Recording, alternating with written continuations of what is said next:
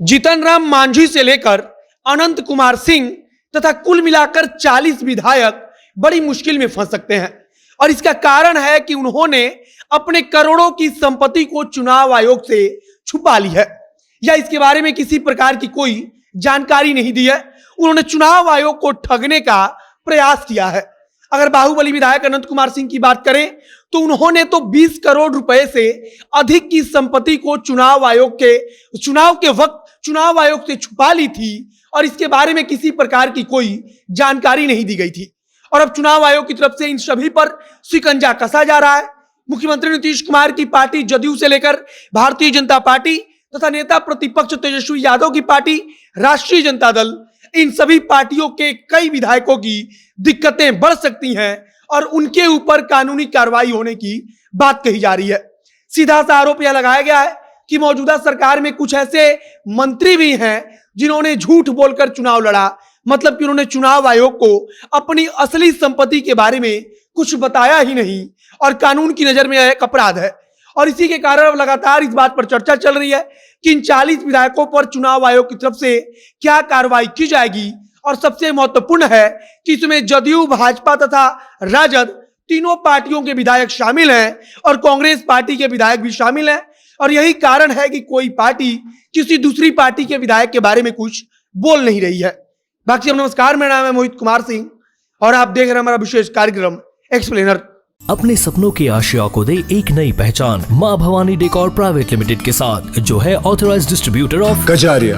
देश की मिट्टी से बनी टाइल से देश को बनाते हैं और जहाँ मिलती है सभी प्रकार के Indian and imported granite, marble, sanitary एवं कोटा स्टोन का अनोखा एवं आकर्षक संग्रह। माँ भवानी डेकोर प्राइवेट लिमिटेड मतलब a complete floor solutions. New 0 mile Dadar road, Muzaffarpur. Call 9934753111। Mokama से बाहुबली विधायक अनंत कुमार सिंह, जिनको अभी हाल ही में 10 वर्ष की सजा हुई है, उनको AK-47 रखने के आरोपी पाया गया है और उस मामले में 10 वर्ष की सजा हुई है।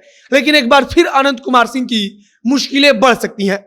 अनंत कुमार सिंह पर आरोप है कि उन्होंने चुनाव आयोग को चुनाव के वक्त हलफनामे में जो जानकारी दी थी उसमें अपनी संपत्ति उन्होंने जितना बताया था, जब जांच की गई तो पता चला कि जितना उन्होंने बताया था उससे 20 करोड़ रुपए अधिक की संपत्ति उनके पास है। यानी कि अब तक चुनाव आयोग को 20 करोड़ रुपए से अधिक की संपत्ति के बारे में पता चला है और अब इसीलिए अनंत कुमार सिंह पर शिकंजा कसने की फिर से पूरी तैयारी हो चुकी है। बताया जा रहा है कि जो राज्य निर्वाचन आयोग है, बिहार निर्वाचन आयोग जिसको आप कहते हैं, वो केंद्रीय निर्वाचन आयोग यानी कि इलेक्शन कमीशन ऑफ इंडिया को यह रिपोर्ट भेजेगा और उसके बाद से वहां से कार्रवाई का आदेश दिया जाएगा और वहां से बताया जाएगा कि किस विधायक पर क्या कार्रवाई करनी है। अगर जीतन राम मांझी की बात करें तो उनका नाम भी इसी कड़ी में शामिल है और जीतन राम मांझी ने भी चुनाव के वक्त चुनाव आयोग को ठगने का प्रयास किया है। उन्होंने भी चुनाव आयोग को ठगा है और उनकी जितनी संपत्ति है उससे करोड़ों रुपए कम की संपत्ति उन्होंने दिखाई है। हालांकि अब जीतन राम मांझी समझ गए कि उनके ऊपर कार्रवाई होगी। चुनाव आयोग जो है वो उनको छोड़ने वाला है नहीं। उनके ऊपर जब तलवार लटक रही है तब जीतन राम मांझी एक प्रकार से हाथ जोड़कर कह रहे हैं कि हम जुर्माना देने के लिए तैयार हैं और हमसे जो गलती हुई है हम उसको मान रहे हैं और हमने उस समय जिस चीज को छुपाया है उसमें हम फिर से सुधार करते हुए उसे बदलवाना चाहते हैं। मतलब कि जीतन राम मांझी के ऊपर जब तलवार लटकी तब जाकर उनको समझ में आया कि हाँ, हमने कुछ गलती की है। इसी प्रकार से तेजस्वी यादव की पार्टी के एक और विधायक रीतलाल यादव, जो दानापुर से विधायक है और MLC के चुनाव में रीतलाल यादव काफी ज्यादा चर्चा में रहे थे, उस रीतलाल यादव का नाम भी सूची में शामिल है। रीतलाल यादव के ऊपर भी यही आरोप है कि उन्होंने करोड़ों रुपए की अपनी संपत्ति चुनाव आयोग से छुपा ली और चुनाव आयोग को इसके बारे में किसी प्रकार की कोई जानकारी नहीं दी।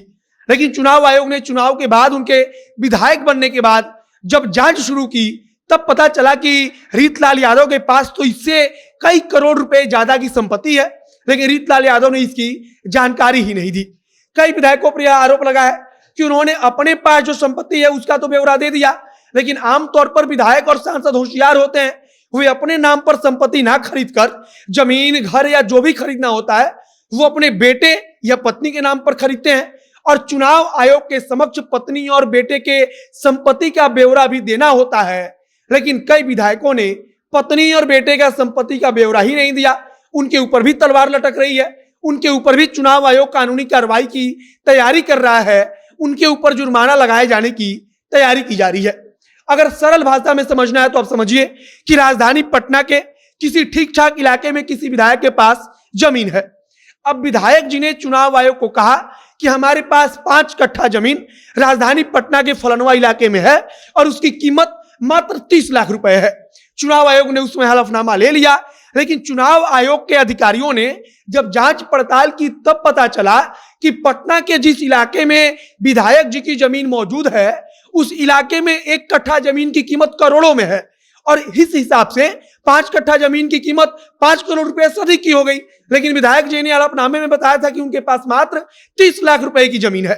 अब इसी प्रकार से चुनाव आयोग तमाम जो हेर फेर की गई थी हलफनामे में उसकी जांच कर रही है और 40 विधायकों की नाम इस सूची में शामिल है जिनके ऊपर कानूनी कार्रवाई की तैयारी की जा रही है।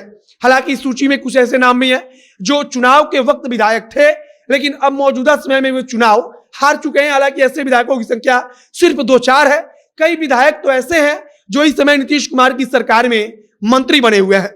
इसी प्रकार से गया जिले के बेलागंज से विधायक हैं सुरेंद्र यादव, राष्ट्रीय जनता दल के विधायक हैं, तेजस्वी यादव की पार्टी के विधायक हैं, लेकिन उनके ऊपर भी यही आरोप है कि उन्होंने करोड़ों रुपए की संपत्ति अपनी चुनाव आयोग से छुपा ली है। फिलहाल अब चुनाव आयोग कार्रवाई की तैयारी कर रहा है। आगे किस प्रकार की कार्रवाई होगी, क्या केंद्रीय निर्वाचन आयोग कहता है, उस पर जो कुछ जानकारी आएगी उसे हम आप तक पहुंचाएंगे। फिलहाल इस वीडियो को यहीं पर समाप्त करते हैं।